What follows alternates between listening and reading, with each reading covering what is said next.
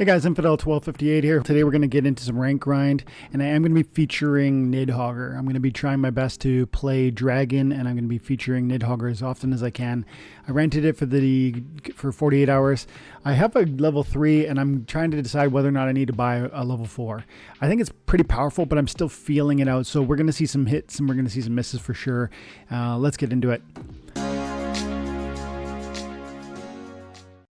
So right out the gate, I got 40 plus mana, and this will be a situation where we try and cram it in there, especially because we have a variety of options. One of the pieces I'm still figuring out is like which is the splinter to make it work with best. One of the cards I really feel makes a lot of sense for it is obviously the you know what, let me see, I forget its name right now. There it is. Chaos Dragon is like a yes, 100%, definitely picking it. Double attackers come to mind as like something that should be really relevant, I would imagine.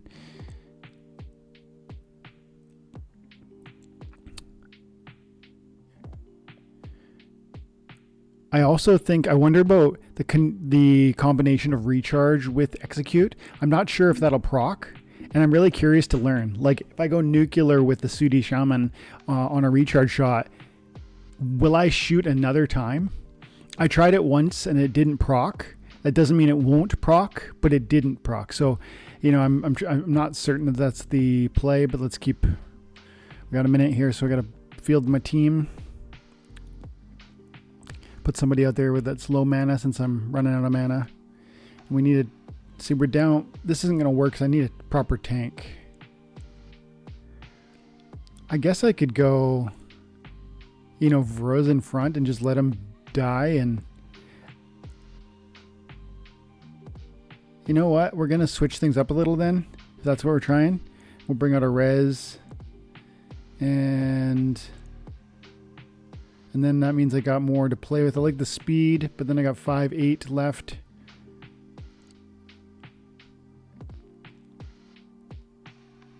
Run out of time. I'm going to try the Sudi. Let's give it a shot.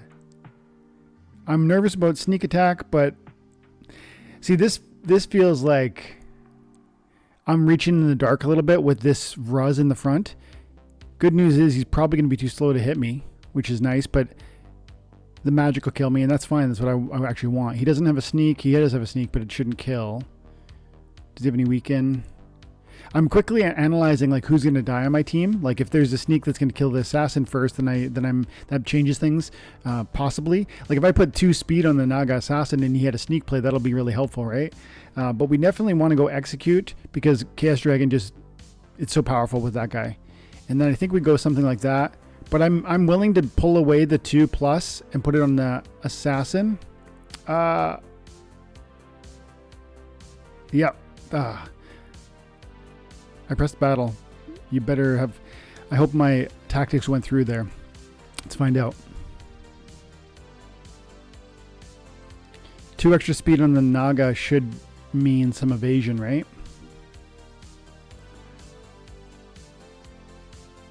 Let's go ahead and.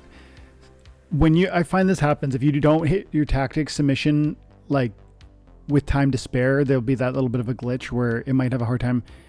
Let's see, did it go through? Yes, it did. So we got 9 speed on the Naga assassin. It's a pretty decent chance to avoid the ease of the Fang, and then send back some damage through the backfire.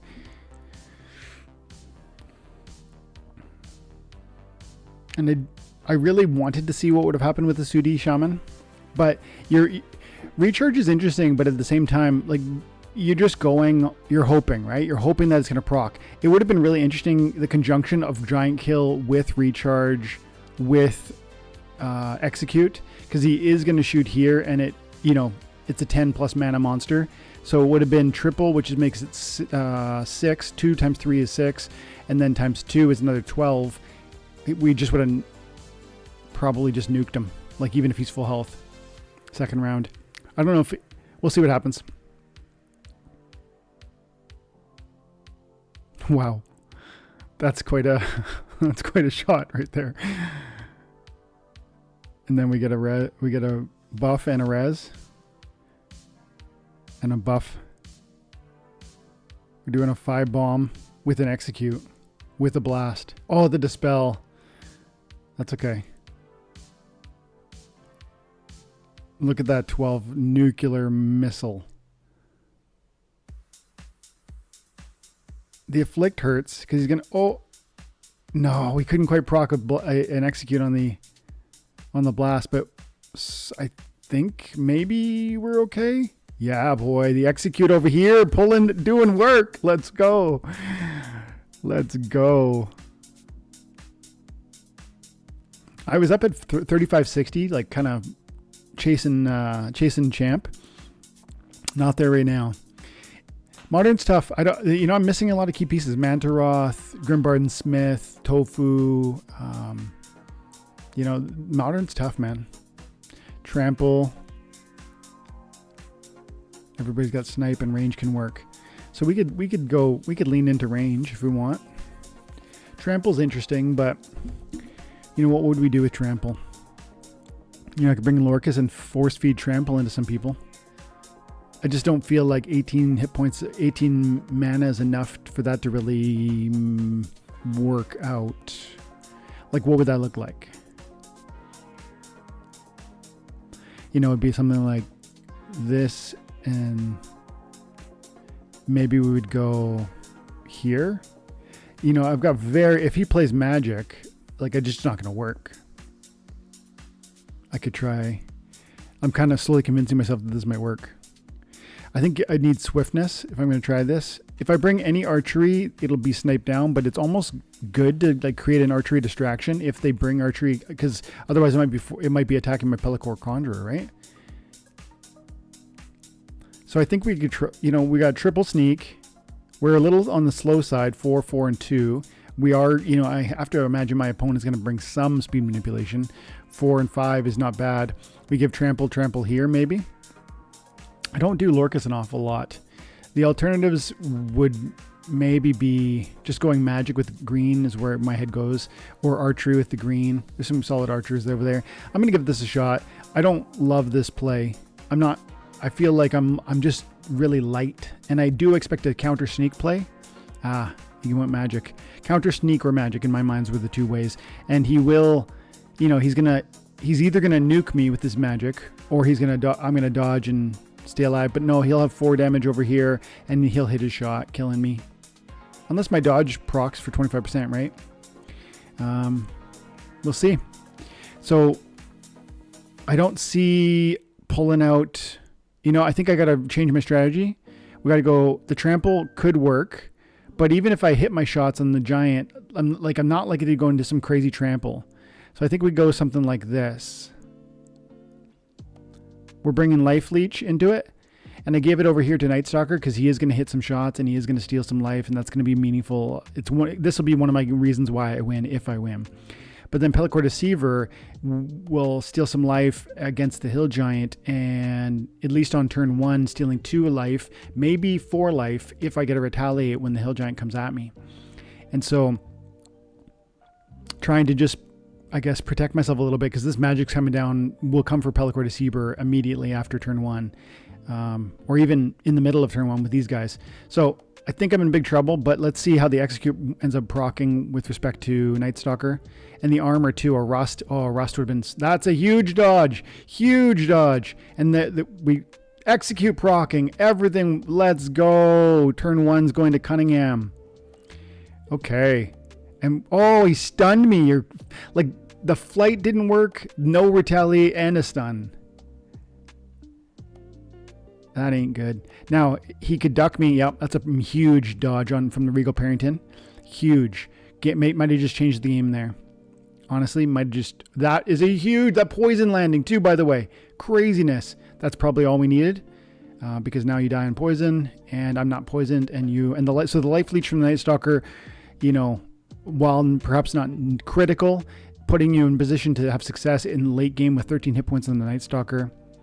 The trample wouldn't have done any better.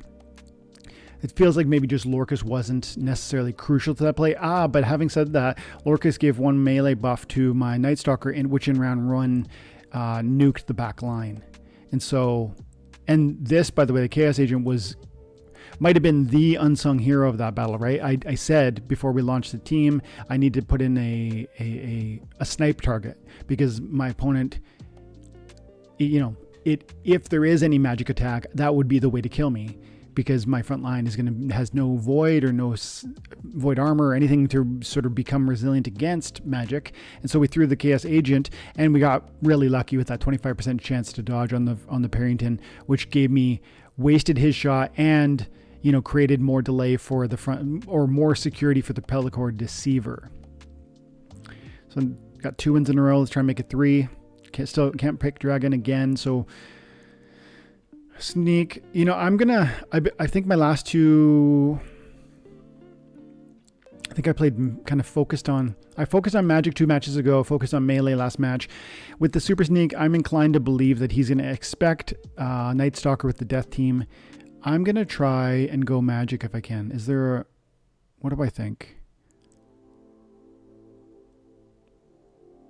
Well, everybody's equal, so let's just spend 3 mana and go. So that makes me, that ties me down to Death Team, but I can still look at some interesting. I don't know that Night Stalker is the play in this moment, because it's Super Sneak and because he's probably going to be expecting it. I also don't know if I like the magic on this team all that much. For 24 mana, I mean. I want to be fast. I've seen people use Cabalist with respect to Life Leech and Lorcus, and that's pretty interesting because you get the magic buff, you're doing 5 damage, which Giant Killer, by the way, too, which can go crazy.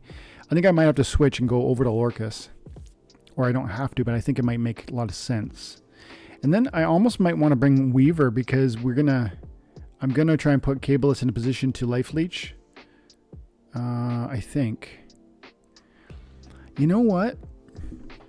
What about, I do love this play. Now, we're getting into a lot of hit point, or a lot of mana cost. And that makes a lot of sense to me. 1, 2, 3. I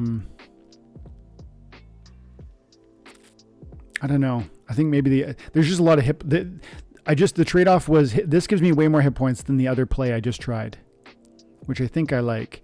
Chaos Agent in the rear for sneak defense. It's nominal and it probably won't hold long enough, or too long. But then bring out Halfling for the 7 hit point recharge, or heal. Yeah, let's bring out Corpse Fiend, because I'm actually, you know, if he leans into the sneak, I could be in trouble. But I have a little bit of resiliency and some decent magic damage. I'm going full frontal assault. I'm ignoring the sneak play. What did he do? Okay, he a little bit went middle of the road, didn't he? Because he's got a frontal assault with the Life Sapper, as well as the archery and the Windaku. But then on the back line, these guys, he was prepared for a sneak defense from a melee. And if I did do my Night Stalker, we would have ran into trouble there. We would have killed ourselves on turn 1. Especially because he's got the amp over here with the Weirding Warrior and the Rust. This is such a great card in that response. He would have nerfed my magic output, but he doesn't. And so we are dropping 9. Is it 9? No, is it 9? It's 9 magic damage on turn. Well, no, it'll be, one of them will hit the Divine Shield. Oh, and he's got a silence. I didn't see the silence. And the backfire is nice. Like to see that. Like to see the dodge on, because my Halfling gets another moment to breathe. Now I would say we're in more trouble than he is, but we're getting pretty lucky on some of these dodges, which I'll take. We do have a blind over here, which is part of the reason we have that success. And are we doing enough to pull down the Windaku before he eats me alive on the back or the front? Man, honestly, I got really lucky with a lot of the dodges, and his silence is frustratingly buried, which is a real problem for me. And that's a big kill right there. Now, I do think, you know, that was his strength right there. I think he's probably in big trouble now. Like, the Windaku coming down was the wall that he needed to see stand up. And of course, so was the Ever Hungry Skull, but I'm just ignoring that. And when we get to it, we'll eat you alive with 2 magic shots, because there is no void armor. Yeah, we're good. I really like this play because the Riftwing just gets so big. We're at 15 hit points, and all we had in front of it was a 1 mana mini tank and a 0 cost fiend. Am I right about that? So three in a row. Again, we're trying to feature Dragon Summoner from the legendary airdrops of the Rebellion. What's his name again? Nidhoggr. We'll see how that goes. Hopefully we can see more of it. Oh, and crypto, boys. 77 cents on XRP. Let's go. Let's go. SPS above a penny still. My friend Nidhoggr on X yesterday talking about Bitcoin. Is Bitcoin to be over 100 grand tomorrow? And I said, I just responded, said yes, but SPS is where you want to be paying attention. And I want to push back on Nidhoggr's response. He said, on the contrary, though, Bitcoin is king and will pave the way for the alts, but don't worry, my SPS bags are always in my sights. Which I understand where you're coming from, Nidhoggr. I get it. Like, Bitcoin is king. I'm not saying SPS is a bigger, play or more. I am saying it's a bigger play. I'm not saying it's the king. I'm just saying that the percentage gains that are going to be possible on Bitcoin within the next 6 to 12 months are not going to rival that which is possible with an altcoin, a micro cap altcoin. If SPS gets the steam and the wind behind it that we all hope it will, the gains that are possible with a micro cap are so much percentage-wise are greater than anything that would be possible with Bitcoin. And all the haters that are going to say, no, Bitcoin's better, that you're not listening. Bitcoin is better. It's more reliable. It's safer. It's been around forever. It's going to go to high numbers, and we should all believe in that, in my opinion. That's my personal opinion. But what I'm saying is it takes fewer dollars to move the needle with respect to a small cap coin. SPS is a micro cap coin.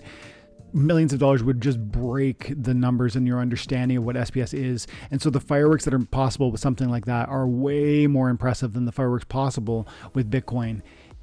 That's my opinion. Over the next 6 to 12 months, my prediction would be, I'm not saying SPS outperforms Bitcoin because that would be a prediction around the success landing here. I believe it will, but I'm not predicting with certainty it will. I believe it will, though. I'm just saying if we hit our home run will be way bigger. That's the thing. Okay, melee only, no armor. I'm concerned about doing taunts, but gotta bring him. Okay, I need double strikers to proc with the Nidhoggr, and then I think force field makes a lot of sense. I like this so far. What can we do here otherwise? Could you run? Hopefully he runs into some thorns and ends up procking, helping these guys out. I'd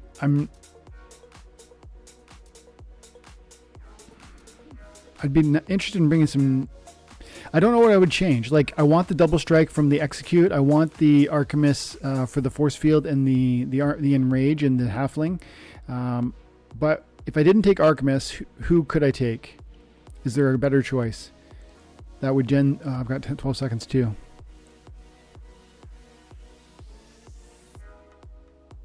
I might regret this. We got 7. Oh, I almost clicked it. Venka. I almost slapped Venka in last second there. Yeah, okay. So now what do we got to do?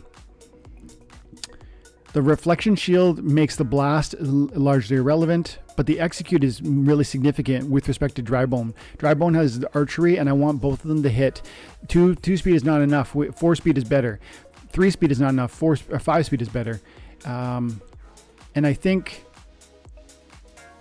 you got to go that way. I don't really think that's going to end up being meaningful, but I think that's the more logical than the Vruz, because the Vruz is not likely to proc and execute. It's also not likely that the 9 speed is going to make that much difference versus the 7, and he's just going to run into a heal over here anyways. Without having Venka in here or that 7 mana that I left off the table, I don't see how we win this. But if we had Venka here with an execute, even though my Venka is only level 2 with a 5 damage output, I believe we win this easy. Retaliate with the 9. Yeah. And a double retaliate. See, this card is crazy. When those things hit, right? That's the craziness. And the cripple is going to help, but is it? Well, I wish you did kill me there. See, here we go. You're going to do 1 damage to me. Oh, that's a huge miss. Let's go. Let's friggin' go. And now he's going to nuke me, and he's got the self-heal. But I'm actually, this is interesting. Oh, the 3 output actually matters now. Now, okay, we're doing 6 damage twice. Oh, and we get it. Let's go. Drybone Raider. Just stealing that. Dude, we pulled that with less than 7 mana left on the table. If we had Venka, we ran away with that. I don't even think it's not even like we got really lucky there. He nuked me on turn 1 with my Windiku. I think he missed like 1 shot or something, but frankly, yeah, I mean, he just ate me alive. He did 27 damage on turn 1. And he goes nuclear over here too, by the way. The Enrage just absolutely doing work, making the Drybone go up to 5 melee output, which became 6 with the Martyr. Yeah. Okay, let's keep going. 12 SPS on that win.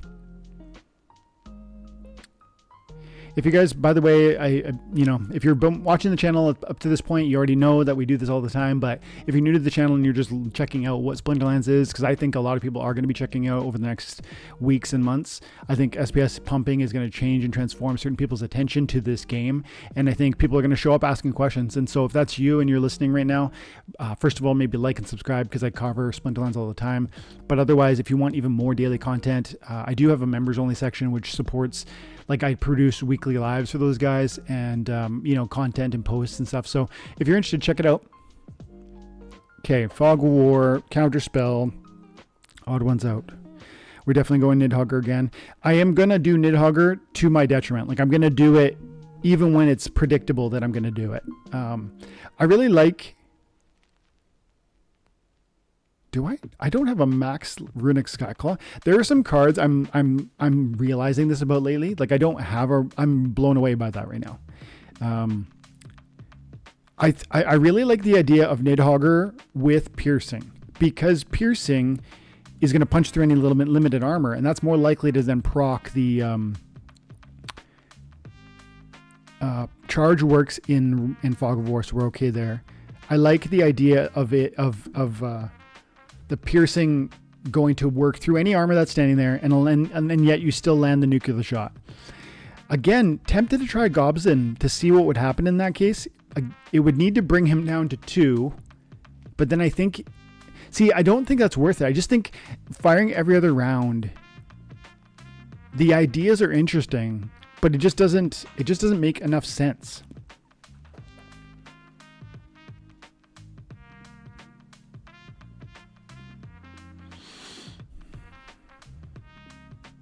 So we're going to pull back on we're definitely going to roll the Carnage Titan again. So we need a main tank. A Reflection Shield res on the Constantia could work. And then we would go we got some options probably in the 5 bomb area. Like, I could put Void Dragon in the front. Now, no, he's going to slowly kill himself. No. I don't like that. I still kind of like that, just from the perspective of, it's okay. Like, you're not the core, you're not the carry. I'm almost interested to just throw a Martyr in front and let the Carnage Titan get beefed up a little more, because we'll get a res on it. So I gotta choose. No, we'll do something a little more. We'll put a bit more meat in the front line. I might throw speed on you just to sort of give me that phase ability. And he's only doing 2 damage, meaning he'll only reflect 1 back to himself. He does have the 1 speed manipulation. Like, Buddy's not going to hit me even as is with the flight and the 5. But if I throw, well, first and foremost, we have to throw speed and execute as the play, right? Or is blast the play? No, we want speed, because with 4 speed, 3 is not enough to really reliably expect that that's going to land. I want to put execute on Gem Meteor. I want to put it on Ivanka. Yep. Do I want the 2 speed up here? No, I want it on Ivanka. Go to work. Let's see where these meteors land. But if he just goes nuclear, hang on, does he have any weaken? He doesn't have any weaken. If this is allowed to live with the execute, I like my opportunities. You know, I feel like he's got way more meat shield, which is good for him. That gem meteor shot landing where that just landed is not okay.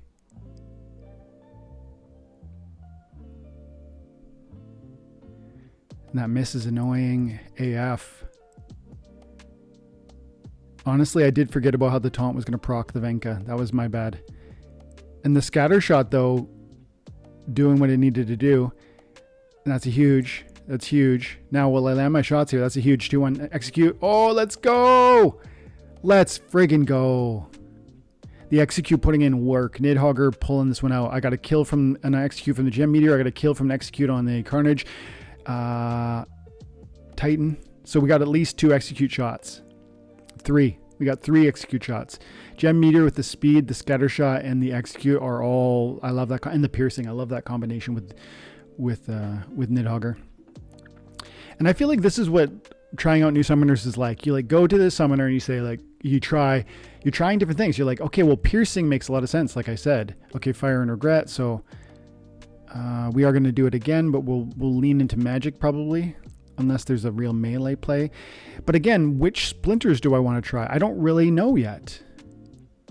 I really like the Runic Skyclaw because then I can get the Reflection Shield and it's a 6 speed, so that's interesting. Let's look at my Reflection Shield. So it'll be surprising to him probably if I bring archers. Well, no, it's archers only. Well, the Reflection Shield is absolutely clutch then. Okay, what else do we need? We need headwinds if we can. That's pretty valuable. Well, I just need to see what my headwind situation is on the green team. Yeah, I don't care. Just show me. There's no headwinds on the green team. So yeah, we got to go white. Or Nidhoggr with the white. Even though I'm tempted even... It would be pretty helpful to drop this Commander Goff in the front line and let him do an archery attack. That's probably a win condition, to be honest. No, we got to keep running with the Nidhoggr. Runic Skyclaw. And the self-res is probably really wise here because I'm going to get another armor and a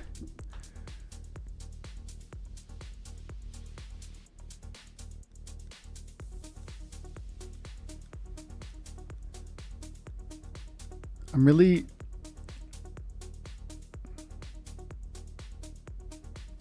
gonna throw Buddy up front, and then I'm gonna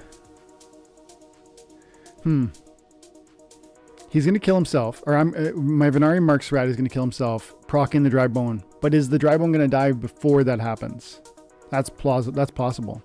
Yeah, I need to be concerned about that. And the Chaos Battle Mage makes sense to bury him the furthest, I think. I think blast damage the play or is execute? I think execute. Yeah. Again, with the Drybone Raider, it's like speed matters more than almost anything. I'm concerned about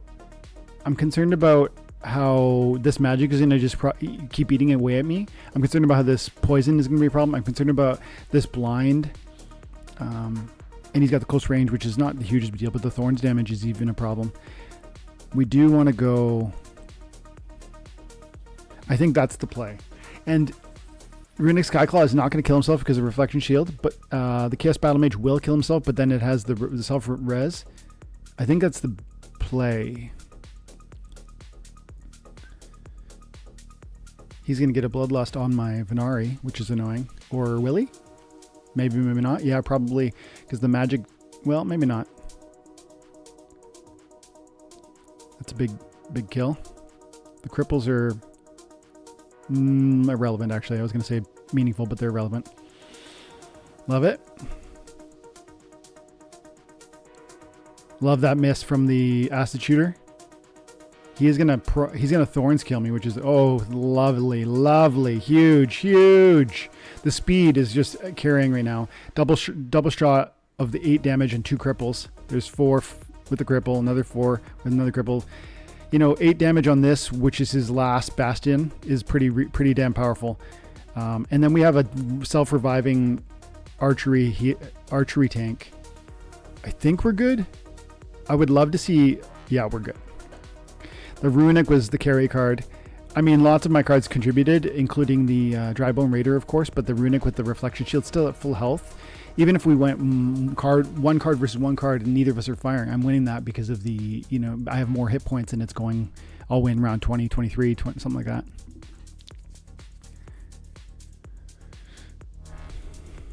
36-20, pushing again, two more wins and we will break into champ. Let's go. Beautiful sunny day here in my hometown. I'm going to be going for a run after this. Even if it pours rain, going for a nice 7K run. Okay, equal opportunity. All units have opportunity. Again, archery, 3 speed or more. Oh, we can't do Nidhoggr. Okay, so equal opportunity is... I'm definitely thinking taunt. I really like Pruitt when you can do equal opportunity, meaning any monster can attack from any position. You do Pruitt with the armor strike, and there's some crazy. And then you bring in blue too, by the way. Oh, I'm losing. The white team isn't available, so some of them wouldn't be like. Look at this 7 bomb and the 5. Yeah, I mean this is pretty interesting. But then you go. Boom. Because you can do this weapon train too, which is nasty. Because you bring out the Noah, which might be a distraction to my opponent, and has a decent armor strike. So I want to keep everything above 7 if that's going to be my play. Everything above 7 or can't be seen. So I can bring out Scavo Hireling. It can't be seen. It's got camo. It's going to have the melee damage, and it's going to also repair some of these things. I don't want to bring anything with less hit points than that. I think we bring out Buddy Boy. I think we probably put...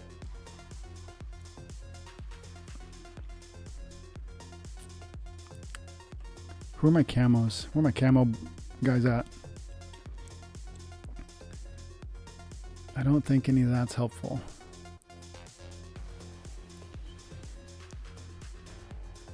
Okay, I got lots of mana left. Tempted to throw out a taunt and just... But I don't even have a blind. No, I don't think that's the play. I think maybe a little magic might be wise. I didn't bring a tank though, and that's a problem. So we are going to bring out Jin. I don't really... It would be probably smart to bring out a blind if I'm bringing Jin. But then again, Noah's my distraction. And he's just going to proc. I would... Oh, res though. I wanted to consider a res. I don't have one right now. Okay. Yeah, I don't have anything with res that's that fast. Okay, now the real question is, where's the armor strike going to go? And it depends on what my opponent does. A repair could be really valuable if my opponent does primarily melee. If my opponent does magic, I need to focus on this because the armor is irrelevant. And so I'm... Okay, he didn't do a ton of magic, which is good. The armor would be probably pretty valuable. They're all gonna try and attack him, and I could theoretically dodge.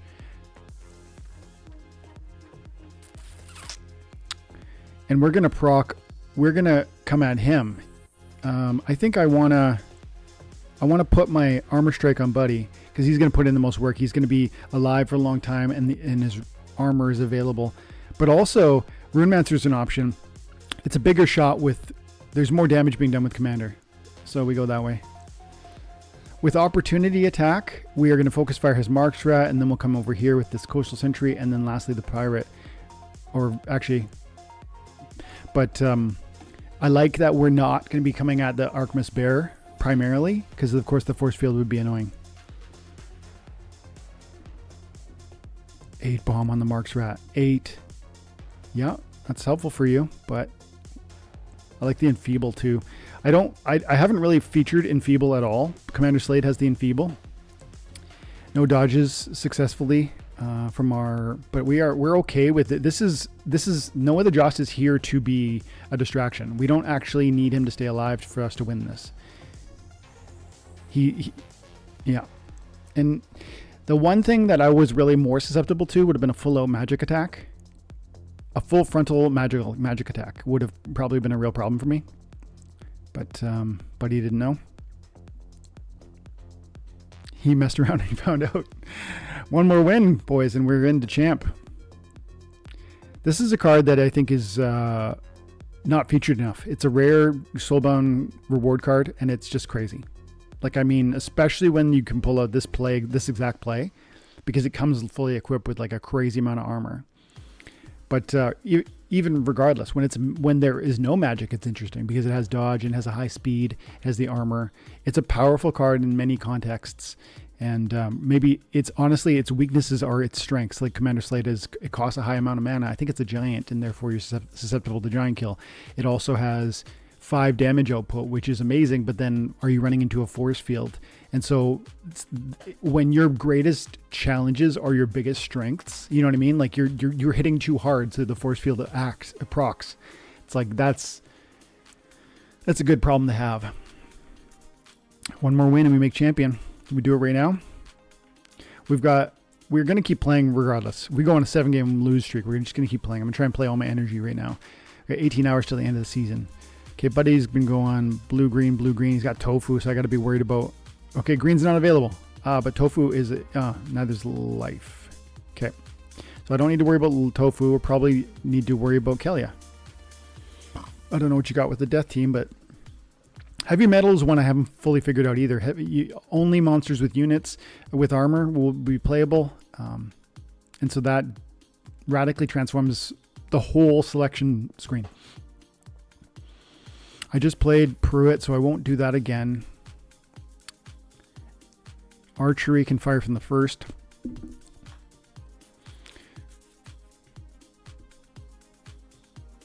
You know, I'm gonna go Lorcus, and we're gonna lean into magic.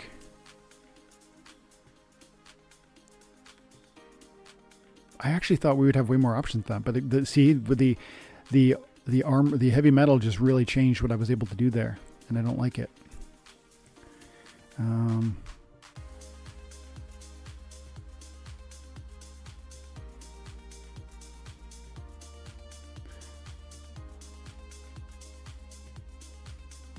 What do I got from Bloodlust? Running out of time, I know. Bloodlust. Okay. Yeah, we're going to try this.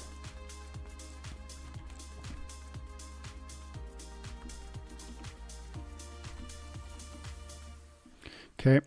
I don't know if I like that exactly, but I am going to bring you because I want to give Isgald even more opportunity to put in work. I think we probably need to bring...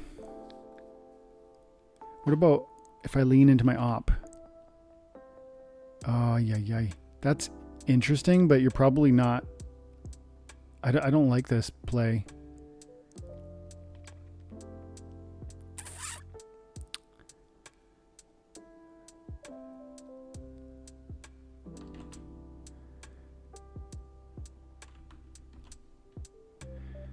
I think I'd rather bring...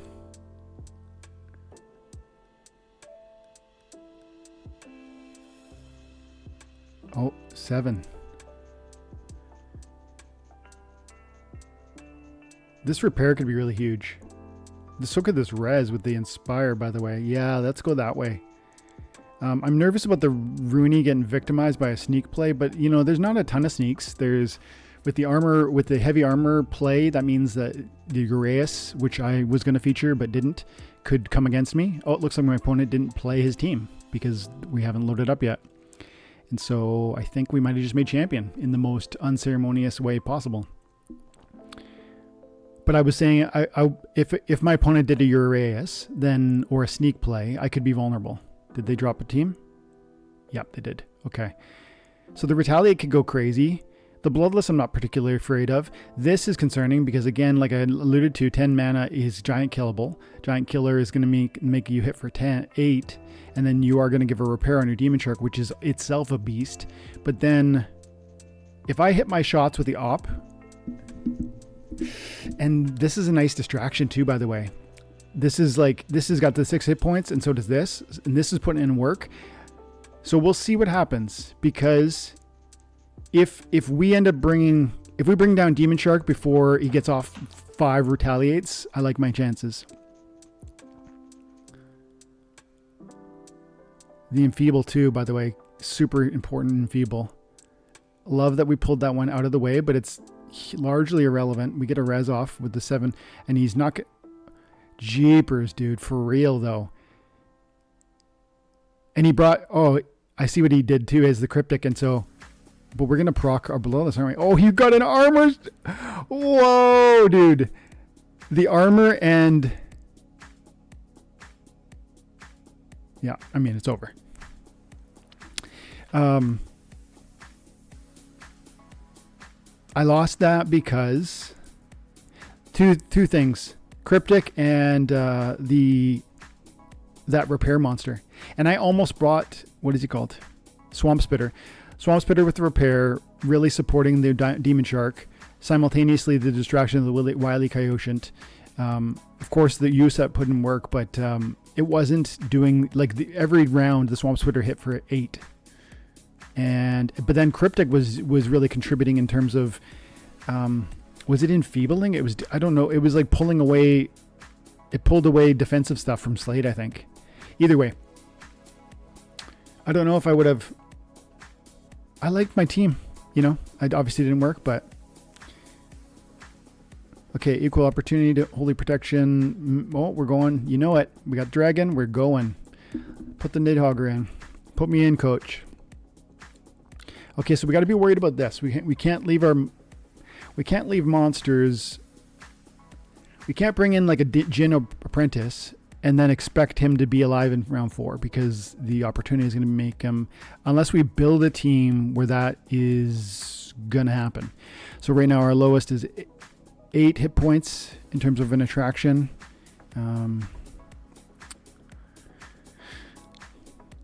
8 hit points.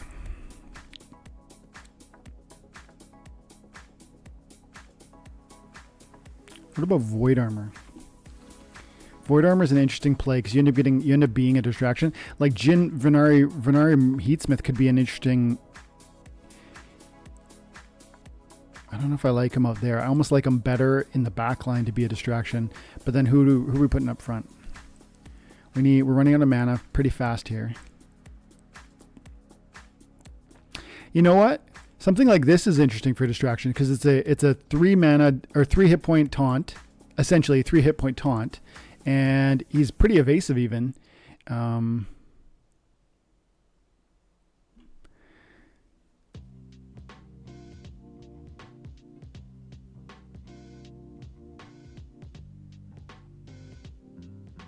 actually kind of like this. Okay, no, I like that. No. Okay, so we're going that way and that way. And then we need to put 2 mana up front somehow. Who's going? I guess you. Slow him down. It's not a tank. It's just getting in the way. But because of the opportunity play, it's not even... Okay, but instead of scout... There we go. We go that way. The Vruz is the target. Oh, no, he's not. Shizer. I can't make...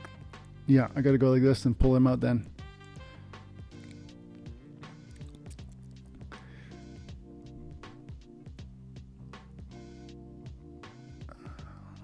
I'm running out of time. I know.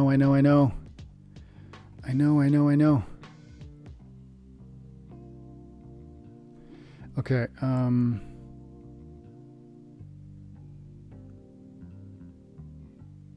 You know what? The Vruz is the target. Then the Jin Inferni, but the Jin Inferni might be putting in work before it goes down. Okay, he's gonna be fast, and he's got a weapon train, equal opportunity. These guys are gonna kill me before. I need the speed.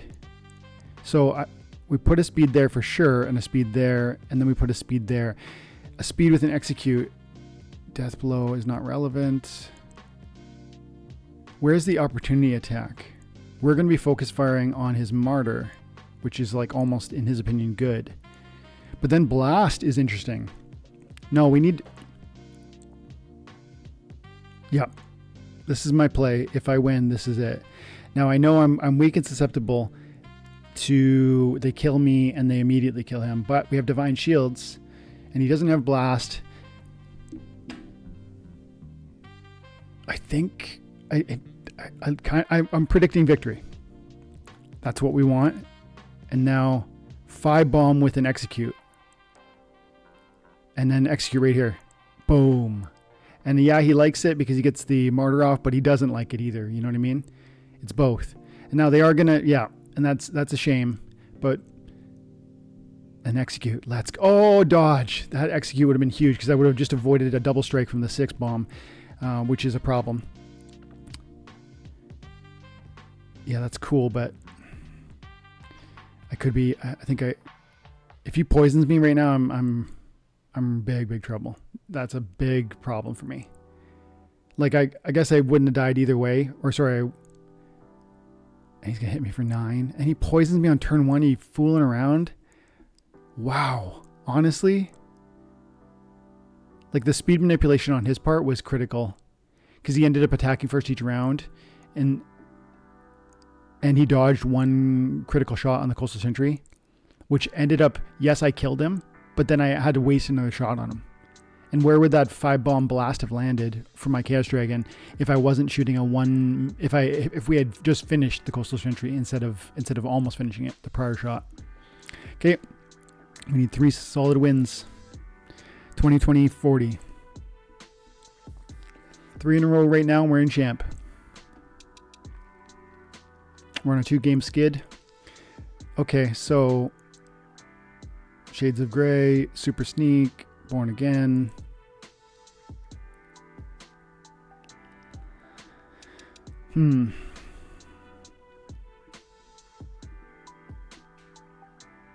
I always like this play. Coral Lurker with the flight, the dodge. Now, if you can bring a blind, and you can because we got neutral, so we bring out blind. But then I'm not doing enough damage. And if he just brings out... If in this context, he brings out Archimus, I mean, we just lose.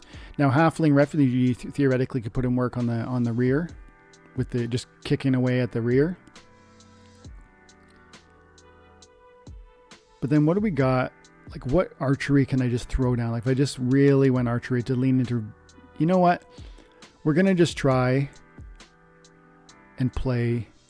We're going to throw archery damage at him and see what happens. Now we need to put on some melee, obviously. And if he puts forward my... Oh, Camel could be good. Dr. Blight. Dr. Blight with the taking double advantage of the Mark's Rat. And then we bring out some, whatever we got from... Let's see. I kind of like... And then... Yeah, okay. I'm liking this a little. I'm not counting on any one thing per se. I kind of like even this too, by the way. So Udric Elder has camo as well. So we're double camoing around the Varnari Mark's Rat. And so if he does any sneak damage, he's gonna double proc. He's gonna damage, or he's gonna buff my magic damage output. I'm very weak on the front lines though. Is that permissible? I think my Gem Meteor is pretty key to my victory with its piercing and the 5 bomb damage and the scatter shot. I think it's kind of crucial to what I'm trying to do. I think. But then again, how about scatter shot snare 8 hit points? Because one of my weaknesses is my hit point damage output. I might regret that. But I really think hit points is one of my weaknesses, and this 5 hit points only once it reaches the front line stops working. He has a lot more hit points than me. 8, 6, 5. Now, true strike or taunt? Who do I... If I taunt down the... Okay, that's not relevant. He's not... Yeah, he's going to be putting in... He's going to be putting in damage. I almost want to taunt him down or the blight.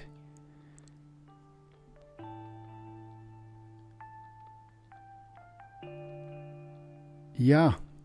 I want to taunt him down. Because he's going to... He's got the shield... The shield's irrelevant.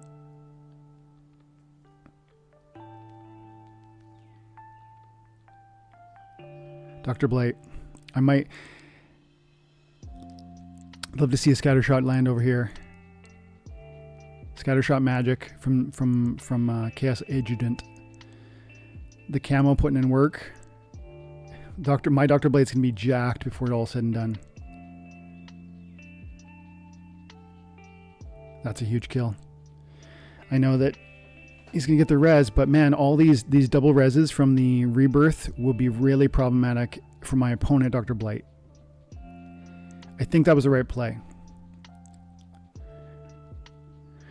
Yeah, he gets the double redemption, but as you can see, my Dr. Blight's up to 10 hit points already. And right there, my gem meteor would have died. Okay. Dr. Blight. My DB is going to be my carry card if we pull this out. And I'd love to see a dodge coming from with my Chaos Agent, but we'll see if I get that lucky. That's a huge finish because he had the self-heal still. Ah, he's got a res on him. I didn't know that yet. I need to pull down that magic reflect. Yes, Dr. Blight landing that shot was... Well, I guess he had to. He didn't have a phase. But now there's no more magic reflect for my Udrik to die upon. And there's some backfires happening. Yeah. You know, I'm still concerned about Buddy, but we're starting to get to a place where we're gonna reach him. And he's only got the 1 hit point. So, do I get to fire first? Can I kill him again before you kill him? Yes, that's huge. Now, I do need to okay. Well, I have 6 hit points. Come on, please dodge me. Dodge me! Yeah, let's go. I had 5 speed and he had 3. Let's go. The music picking up right at the right time. If I had tried my play with Coral Lurker, it wouldn't have worked. I wouldn't have had enough damage. Now, I might have dodged him repeatedly. Maybe. That would have been, but even running into usually when you play Coral Lurker with Riskal Wrath, what ends up happening is you are slowly going to be damaged. You're going to get hit sometimes, not all the time, because you're so evasive, and that is enough generally. But in that context, with my opponent having a Dumak Orc on the end of the team, it would have had, because of the shield and the armor, it would have killed me. I wouldn't have been... My Drath would have run into thorns and killed itself. There would have been a few retaliates. It just wouldn't have worked. And then I would have also had to worry about 10 hit points on the Dr. Blight. So I either would have taunted one or the other. And yeah, I don't think my first suggestion or first approach would have worked. I think the way I did, playing as many monsters as I did, and really utilizing the Mark's Rat with the double Martyr was the play. 2 more consecutive wins and we're into champ.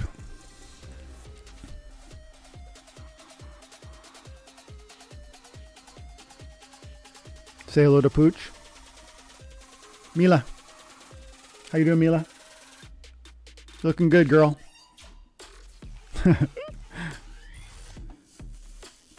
She's a Havanese. Purebred. She's a beauty. Little scattered. And wants to be the protector, which is a shame because she's like 8 pounds.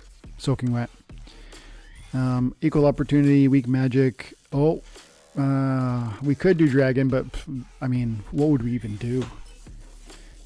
It's just, it doesn't make any sense, especially not with weak magic. My opponent drops a monster with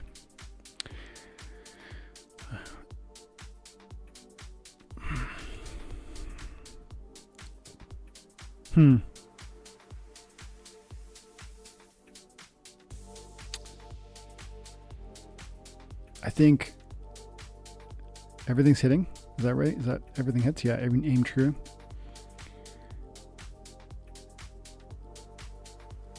I think we just need to like build, you know, a really, okay, so we need to build a resilient team that outputs a lot of damage. Shatter is going to be important, and we have to be cognizant of the equal opportunity the whole time. So Vruz is my weak point right now with the, and then I love Vol'gin in there. So Vruz is my distraction with the 2. I'd love to bring a res if I can. Do we have a res? Let's go.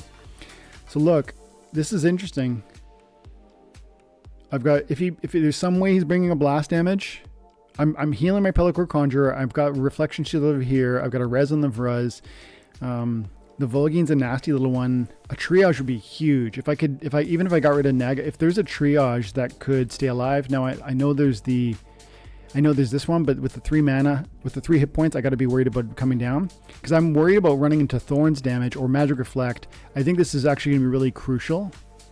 And it's okay because he has 3 hit points, but then the Vruz will be double resurrected before that's done with. Okay, so this is another distraction. I can't bring this though. If I bring it, it'll become my resurrect target. And so unless I want to pull away from the resurrect suggestion and I go spend I bring a Crystal Smith healer and I bring like another, what would that look like? I think that's the way I want to go. More damage. Yeah. Okay, you know what? Let's lean into it. So look, we got a distraction over here. Then I think Mark's Rat is the next one. He would be, the blind is going to go down. Oh yeah, there we go. I like that. Okay. So I think my Vruz is my primary victim and my secondary victim is my Mark's Rat. But I just, by moving out my Constantia, my Ashur Constantia for 3 magic damage output, I brought in another 4 over here and another 3 over here and then another 2 over here. So I hugely increased my damage output. But Buddy has a pretty solid team over here with the maxed out Moxseal Rebel, which is crazy, with the maxed out Grimbarden Smith, which is I don't have. And so these are cards I don't even have. Like, and Eleanor Bravefoot, by the way. But I think I built a better team. I think like this feels really stock. Now, you know, this alone might just be too much. Like I'm not even convinced that we can get through that thing. But we're hitting hard and we're hitting a lot. Let's see what happens.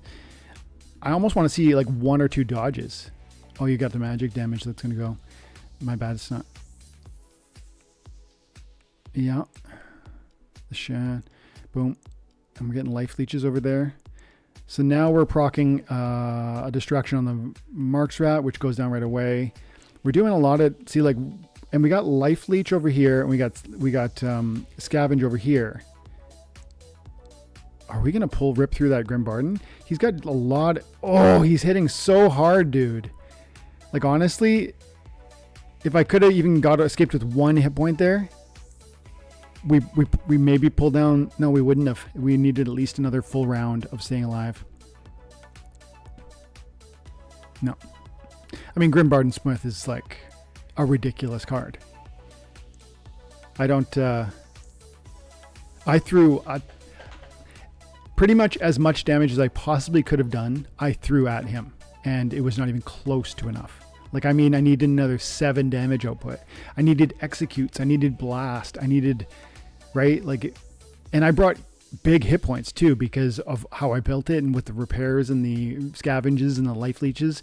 Like, he ran through a wall that it was very strong but not optimal. The Grimbarden Smith is optimal. There's a reason why it's so expensive, which is a video I did recently. I talked about, like, you know, overpowered cards are killing Splinterlands, and I try to make the argument that, of course, power creep is real and cards are getting better, and we see that with, you know, promos and the auction cards and legends and whatever. And yet that's part of a collectible card game. That's part of every collectible card game ever. And there's times where that's why there's different leagues, and that's why, you know, there's different leagues in this game. I guess my point is Grimbarden Smith is an example of that. It didn't just start yesterday with things like with cards like Venka or, you know, Mantaroth or Grimbard Smith, it goes back, man. It goes back into, you know, beta. So the first edition of cards in this game was alpha. There was 5 splinters: fire, water, earth, death, life, dragon, 6. And then suddenly betas were released and there was neutral cards. That's a huge power creep move. Like all the way back to day 1 of this game. Like alphas were super small. Almost no one bought them. That's when the game was like 20 people playing it.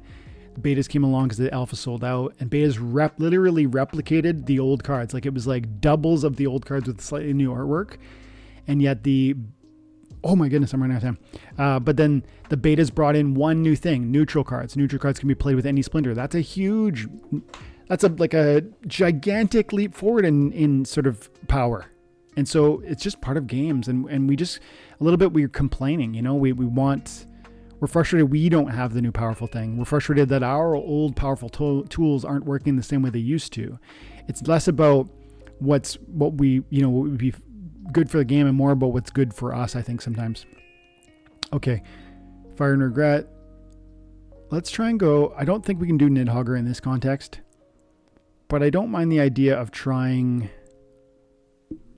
Let's go Death with it. You know what? We're going to do Death with the Weapon Train. So we're going to bring out Lorcus, and we're going to do Weapon Train. There he is. And we're going to do the double Whiff Ring Will-O-Wisp. Riff Ring goes up front because it's got Scavenge, so it'll have more hit points, and this is more important with the silence. And then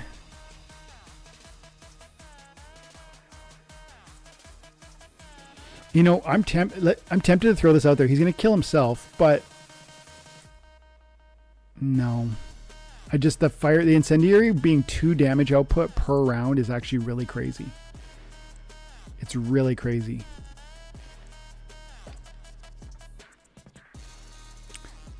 I think I could bring you, and your Life Leech will help me. But I think we need more.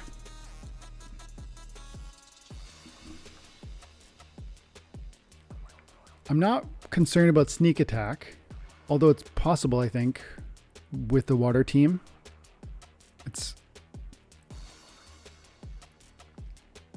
I got the Scavo Chemist in there. He's in a bad position, though. I meant to put him in the second spot, giving myself a little bit more. Oh, but you know what? He's got Scattershot, which means that maybe the Chemist is in an okay spot. So we need to bring Life Leech. That's core. I want my Skok to be alive to give off Resurrects. I want my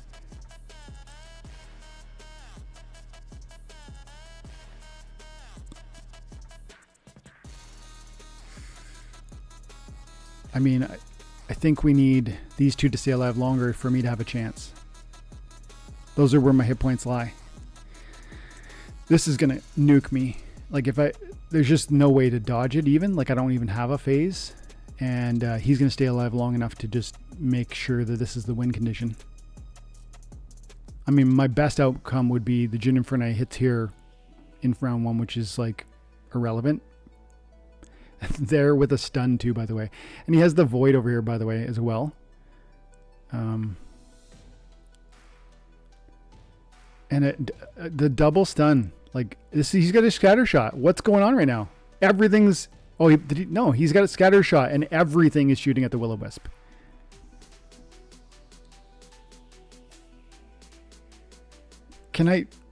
Finally. Can I get a can I see a little bit of luck turn around here? I mean, honestly, if he didn't stun me twice, and even if the res landed in the right place, at least that shot landed in a place that didn't matter. Ugh, for real. Nothing shooting where I wanted to with respect to the Chaos Agent. Like, go ahead and take him out. The backfire working for Buddy. I guess the backfire should work. You know, to be fair, he's got 6 speed and dodge, and I've got 1 speed. But we land a shot. Will-O-Wisp, Riftwing, not saying he's not done yet. And no stun. No stun. And the Life Leech. No, it's not enough. Bring him to 6. Oof. If I had 1 more hit point. Now, he's going to kill himself. Oh, he poisoned me for real though, dude. Let's go.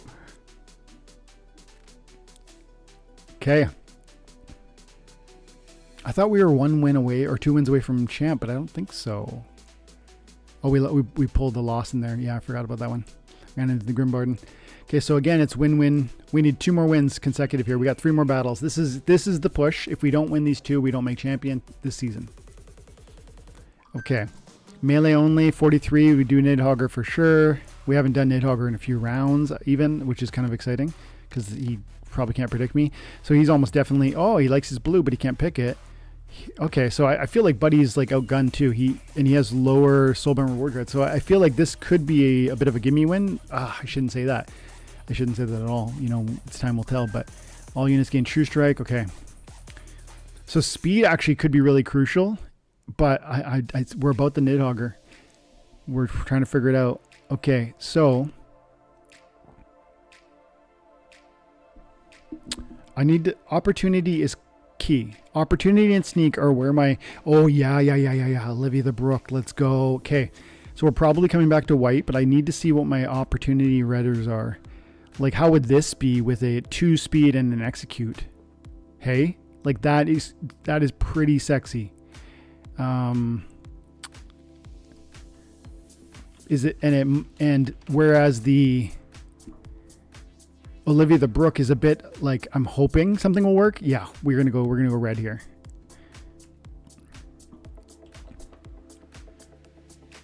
And then, oh, but I'm not doing Yasik, so I can't do.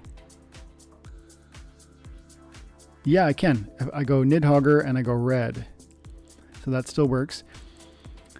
And then we are going to pull out. We're going to pull out Tenyi.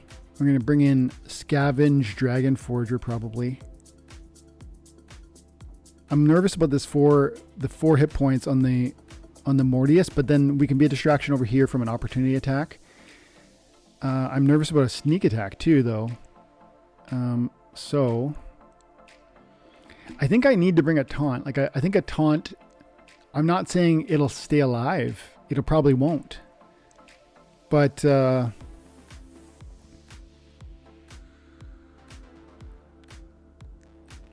okay. We bring out. This is pretty key with the protect. Even though there's blood and thunder, Ferox Devinder bringing a protect, which will, you know, help these guys stay alive a little longer. If there's a rust on my opponent's team, of course that'll diminish that power and effectiveness. But if I had time, I'd pull out Cardinal Shade and put in Drybone Hobblegum into Shatter, and rework Uraeus or something like that. But I didn't have enough time. I like the Drybone, whatever his name is, because that Shatter, like I knew this was happening, and the Shatter just goes ahead and deletes that. So what's going to happen is, do you have any?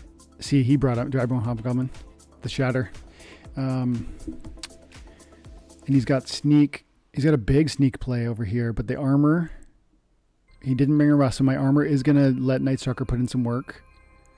And he didn't bring a protect. Okay, so I think blast damage is the play because he doesn't have any. So we go boom, boom, boom. The blast damage. I might regret that because the speed can mean that I miss. But he's got a target over here that's vulnerable and has slow speed. Oh, the Shatter too. Oh, that's annoying because he is going to kill me. Yep. That's annoying because I didn't see that with the Goblino and the Shatter, by the way.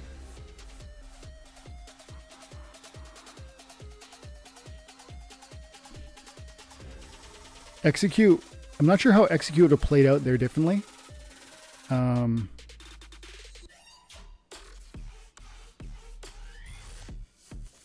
Yeah. I think we're toast, but yeah, we are because this is too significant. But the blast is huge, though. Oh, he gets to retaliate too on the way out.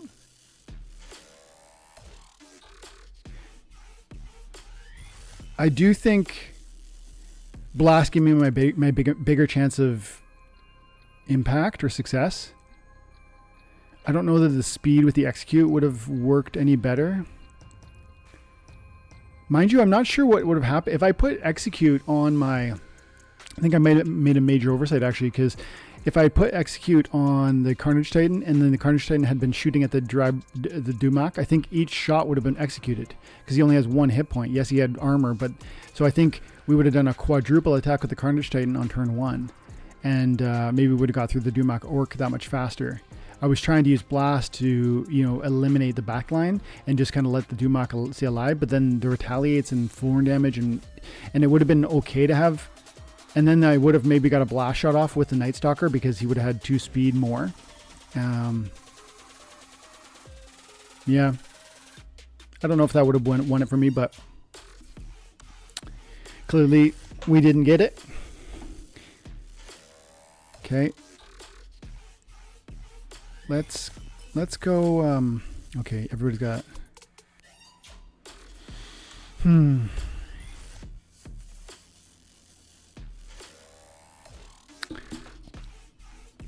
Let's go.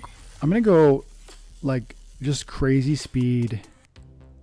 I actually like Torch Myrmidon in the front line because it has flank, and then you can bring in like an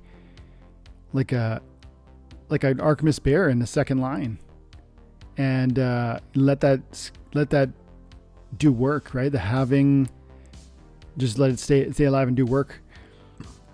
I'm really leaning in archery. Does my opponent have reason to believe that I'm doing that? Like I didn't do that last round.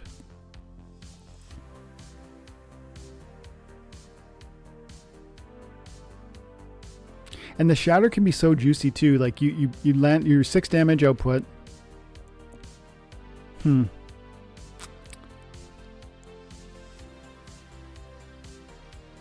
gonna bring Cabalist. And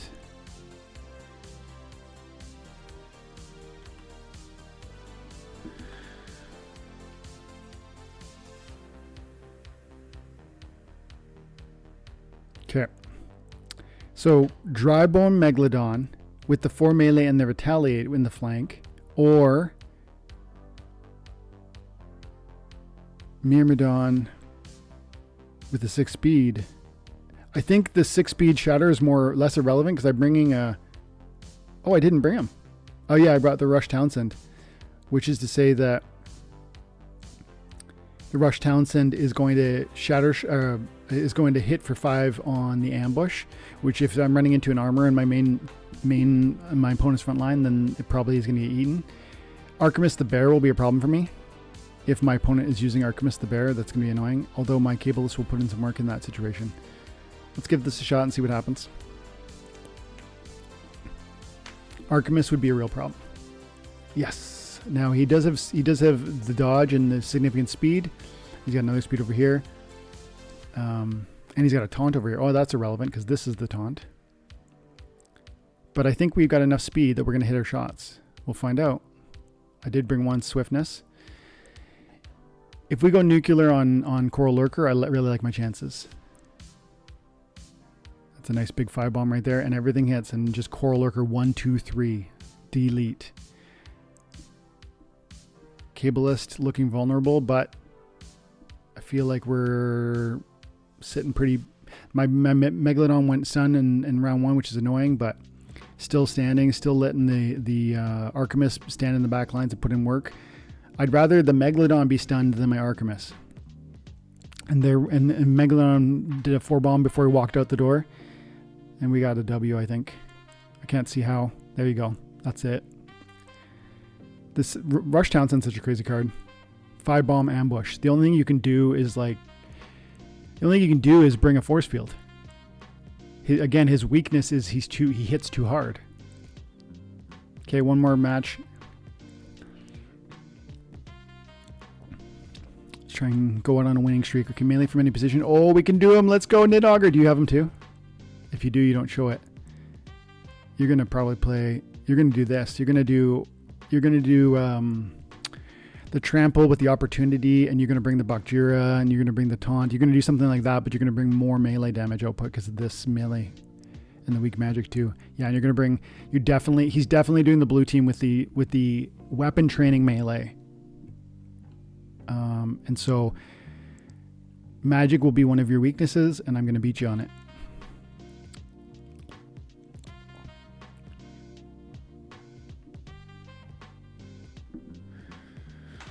Okay, so Chaos Dragon, yes.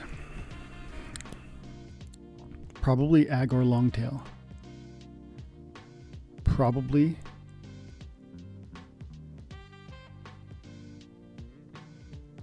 I think so.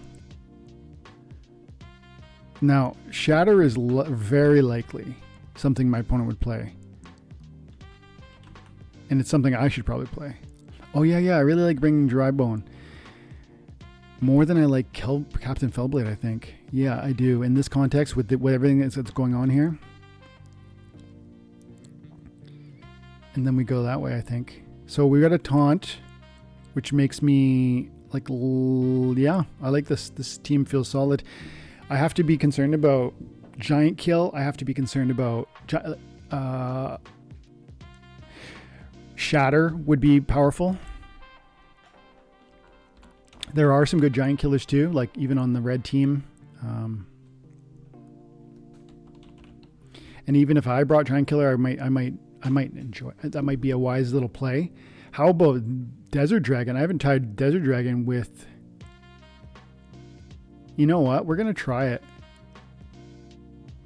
We're gonna see how that goes. We're just leaning into the damage output. Like we're saying, the heal and the resurrect I just got rid of is gone. I'm just saying like, no, like let's swing for the fences here. This could be really helpful.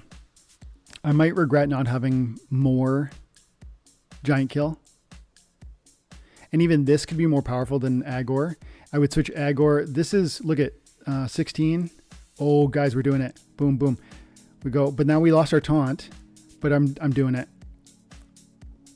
So I just brought 3 giant killers with a 60 mana match. I think that might end up working. Okay, he didn't bring a lot of giants, but he does have a giant on a taunt, which is significant. And if you think you're gonna get away because of speed, recognize I got a counter for you. Okay, so we got to put the speed where the speed matters. We absolutely need execute on Chaos Dragon. We absolutely need it on Drybone. This could be crazy. He does have a protect, so I think we honestly need Desert Dragon to put in his shots.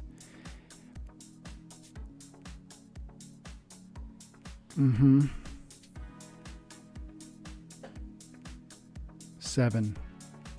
Yeah. The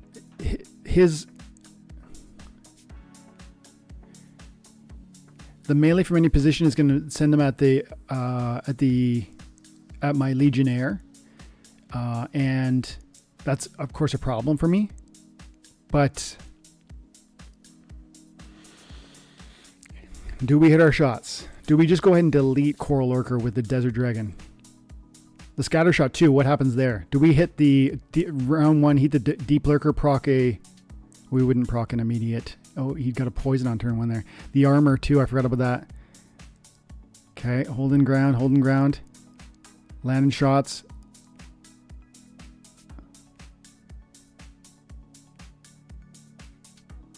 Nice. Love to see that go down, but is it not enough? Okay, that's a nice blast, but again, no procs on my executes. Cripples are huge on that Bakjira. Huge. 4 cripples round 2. Okay, I'm okay with that dying. You know, it's not crucial to me. I don't want it to die, but it's not crucial to me. We're gonna rip through it right now, and we're gonna. Oh, and we get to try and kill the, right? Our current Desert Dragon is going to slap the, for a big 5-bomb. Now we went down. Oh, let's go. And an execute. Let's friggin' go. Now we're still in big trouble because that arc, but we're going to hit all our shots. Let's go. We are 1 win out of champ, and we're going to buy an energy. And we're on a 2-game win streak. 1 win on a champ. We're on a 2-game win streak. We're going to buy an energy. We're going to do it the old-fashioned way. The buzzer beater, guys. The three-pointer from three-point land. Glint. Yeah. No, I'm going to hold my DZ. Go ahead and take my glint. This is it. 1 chance. Because if we hit this win, we're in. If we don't hit this win, then I would have to buy 3 more energy and hope, right? Or go 1 energy. No, this is it. This is for all the marbles. If we win this, we're 3,700. We're 40 rating points out right now. Come on, let's see and watch it be Nidhoggr too. Let's see a big 60 mana dragon available Nidhoggr play. And I don't want any nonsense with this Grim Barton Smith. My opponent's gonna have Grim Barton, Mantaroth, and Tofu, all 3 on $2,500 worth of cards on the table.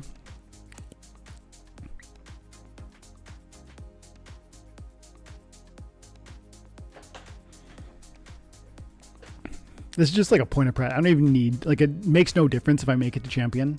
It's just cool. Like I don't know if I've ever been in champion in modern.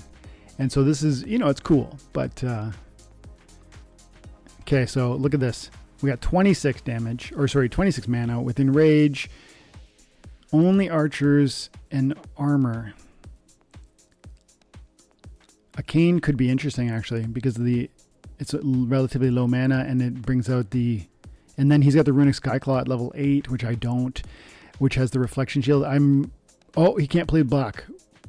Well, I'm still worried about that runic skyclaw at level 8.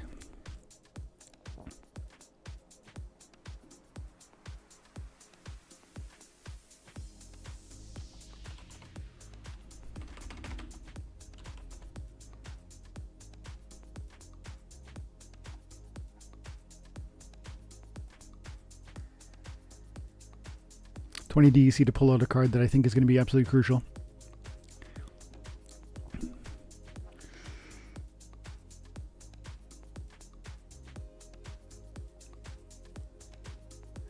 Green with or blue with the taunt.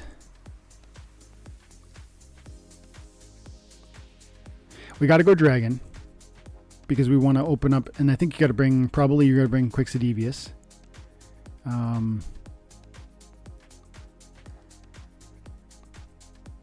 Enrage. Runic Skyclaw is like a strong contender. Ooh, bring the Sultry Barmaid. Bring out. Okay, what do I?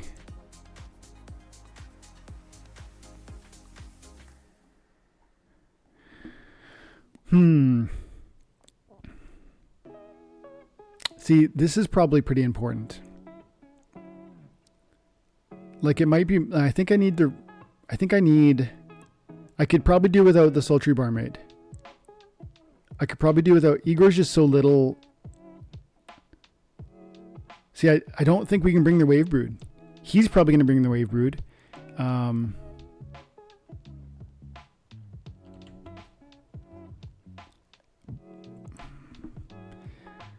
But I just don't know. Oh, you know what? If he's going to bring Wave Brood, Wave Brood's only 8. I could go something like this, and then we got 3 more. Oh, yeah. Yeah, and then we got our headwinds over here, by the way. The self-heal. I'm nervous about him just going nuclear, my Martorin, if I put it in the front line. I almost want to rather keep it alive. And I'm not worried about magic. Oh, let's do it that way. Oh, yeah. I moved my Marks Rat, and I actually really wanted him to be next to my Runic Skyclaw. This is a little nerve-wracking, but let's see. And he's got archery from the front line because of the summoner, but we are nerfing your archery. Double nerfing archery. He's only doing 1 damage. This poison's concerning. This tank heal is concerning. My Runic Skyclaw is dropping bombs, but are they gonna land in places that matter? Those are gigantic misses. Yeah, he killed me, but he could have killed both him and Marks Rat. That's an annoying kill, actually, sadly.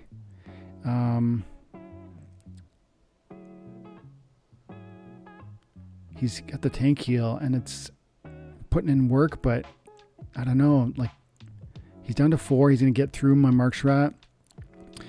Are you going to... I don't think he's going to get through... He won't get through... At least not this round. That's a huge dodge, by the way. And let's go. Oh, let's go. What? Stun him. Stun him. Yes. Stun him. Yes. Made it the champion, boys. Let's friggin' go. 3,700. Let's go. 13 SPS. 1,400 glint. I spent 3,600 glint to get that W. Against Plato too, by the way. Nice. Wow, that's awesome.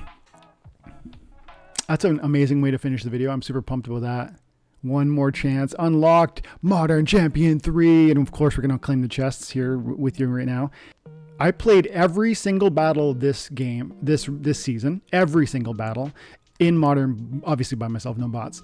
And I'm proud of this. I claim champion for myself. I did it myself. Yes, I rented some cards. Of course I did. But almost none. Like I rented... I think in the beginning of the season, I rented Mantaroth for 2 days. Then I rented at the end there, obviously Nidhoggr for 2 days. And then literally Runic Skyclaw for that match. And by the way, how carry was that? That Runic Skyclaw with the armor, with the damage output, the extra damage output, everything about it.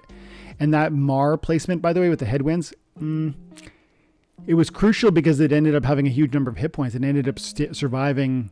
Oh, everything about that was... That battle was so huge. The stuns from my guy worked in exact right moments. My heals and my number of my martyr. Oh, what a sweet victory!